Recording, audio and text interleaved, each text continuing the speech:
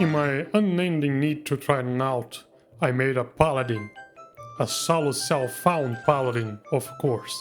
When I first tried Everquest on Project 99 a few years ago, my very first character was a Dwarf Paladin, but the online discourse around the class was very negative, and so it was for the Wizard, another class I had interest on, that I ended up feeling dissuaded from it and rolling a Druid. I usually like tanky spell swords or full-blown spellcasters, but from the recommendations that I read online, I avoided Paladin here too. I was watching Rasman playing his Paladin, and I couldn't resist but to make one for myself too, if only to test the waters. So, Paladin. From level 1 to 9, it isn't all that different from a ranger, except that having lay on hands makes me feel much safer. So at first I wasn't playing thinking about making a video. But I never commented in the zone, and come on, this is a new opportunity to do a new newbie armor quest. Greater Fade Work is a newbie zone. But don't worry, I'm not saying this as a bad thing. On the contrary, it has a cool flow where you go northward as you gain levels, and you have 2 newbie areas in case yours don't have what you need. And to the north, you have all those orcs to camp out. I personally, at level 3, went to the Dwarven newbie zone to kill skeletons there, since they have a much higher quantity of those, and to do the bone chip quest there, which earned me an almost complete set of patchwork leather armor.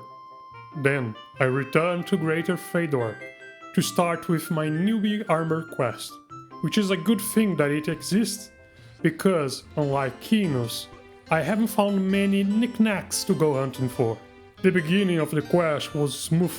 I had started playing the character with the quest in mind, so I already had part of the items I needed and chose what I was hunting based on what I would need. And I confess, doing the quest as you earn your levels is much more pleasant. But this version of the quest had a twist. Not only did I need some pieces from the local fauna, I also needed bricks of crude bronze to forge the piece of armor. These pieces of ore dropped from the orcs in Crushbone, so as soon as I felt ready, I headed there.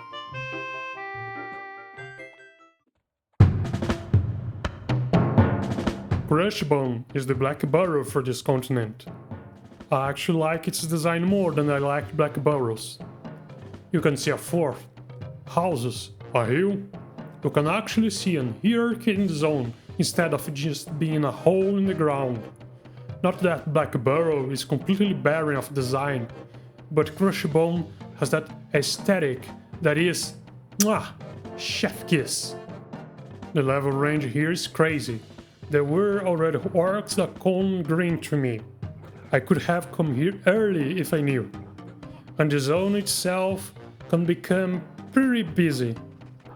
Nevertheless, I had no problem killing the mobs here for the bricks. Actually, a bigger problem was the weight of said bricks, 15 units.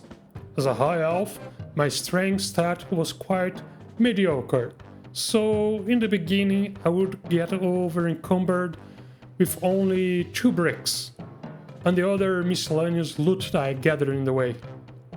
This ended up becoming a routine where I would loot those 2 bricks, go all the way back to Fellwhite to craft my armor piece, and then come back to Crushbone. So far, the quest was going smoothly. Smoother than the Rangers, definitely.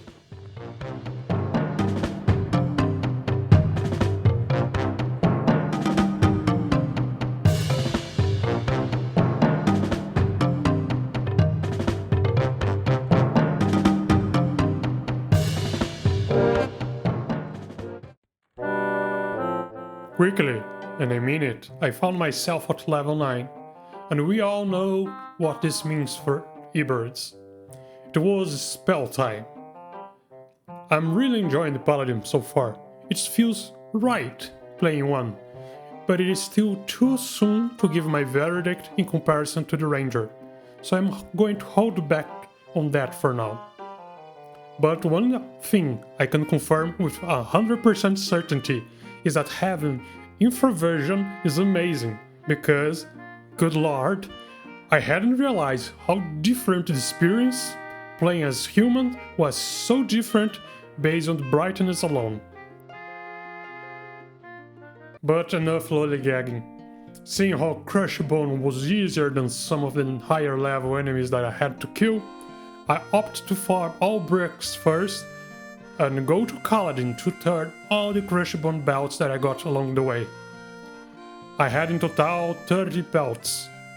At level 10, each converted to 5% experience, and after turning all of them I reached level 12, high enough to get the meditate skill, thankfully. By the way, remember when I said the new armor quest was going smoothly? Yeah, that's over. I reached the bottleneck. The quest asks for several giant Sylvan Bard Fur, which is a 10% drop. A giant Wasp Warrior Thorax, which is less than 5%. One of Arborean Amber, which is from 3% to 6% depending on the mob. And I was having the same problem that I had on the Ranger. Not only the drop rate was low, the required mobs would just not spawn. And there were other people doing the quest at the same time and venting their frustration on chat. But I quickly noticed that there was a disproportionate amount of basilisks in the area, which is to expect as they are a pain to fight, being able to stun lock you to death. No one wanted to touch them, but the problem here was that they were occupying the place that could be used by the other mobs. So I took the initiative and started pulling the basilisk to the guards at the Orc lift. And it worked. The mobs that I wanted start to appear, and in the background you can still see plenty of basilisks passing around, just so you can realize how many were there. Of course, having the items drop was another conversation, but it was finally realistic. But I pulled so many of these basilisks that my archer skill went from 0 to 23, but I did, and the armor was complete. But I wonder if all of these newbie armor quests are this annoying, or I choose the two worst. But the sets aren't all made the same. The Paladin set felt better if only for the 15 points in strength, making the High Elf stronger than my Human Ranger in his newbie armor. The Paladin armor was overall more focused in useful stats, while the Ranger gave too many points in agility and dexterity. Not that they are bad stats to have, but in the beginning I prefer a stronger weapon and more strength. But the most important is, just look how good I look. It feels so right, man.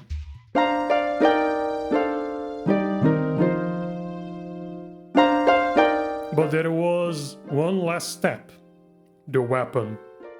Returning to the quest giver, she informed us that a Dark Elf agent has been communicating with the orcs of Crushbone, and we are supposed to return to her, the head of the Dark Elf agent and the head of his Crushbone contact. The dialogue of the quest implies that the orc is on his way to the meeting and that we are supposed to intercept him. But we find both targets together in the southwest corner of the map. Having no way to split, I just charge in, and they hit hard. Thankfully, we were near a zone line, so I crossed the zone to rethink my approach. I had noticed that when I attacked the orc, the Dark Elf didn't join the fight immediately, so maybe they weren't social with each other. In my second attempt, I just pulled one with a bow, and they really aren't social, and by themselves they weren't too challenging. Returning the heads, I got my sword, and it is strictly better than the Ranger's one. The Paladin weapon has a ratio of 0.27, while the Ranger's one is 0.22. Having finished my quest, I went after the remaining level 9 spell.